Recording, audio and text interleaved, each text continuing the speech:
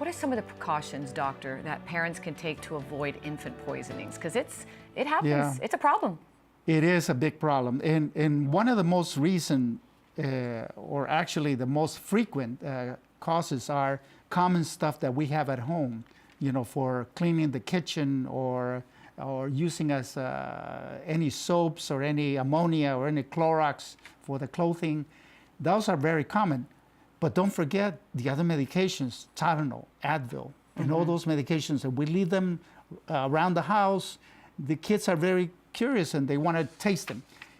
The other thing we see is that medications who are stronger, like for blood pressure medications or for muscle relaxants and all those that mother or father or grandparents have at home, and they're left around, the little kid could get into one single tablet of those, and those could be a big problem for the child.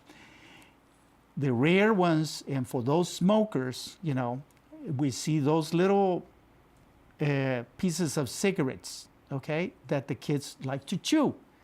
And believe it or not, the nicotine is very toxic. So the little kids are not, it's not good for the little kids to be chewing on tobacco. They get a high dose nicotine and they ended up in the emergency. And that's a big problem because they could even have a seizure, a convulsion, which is bad.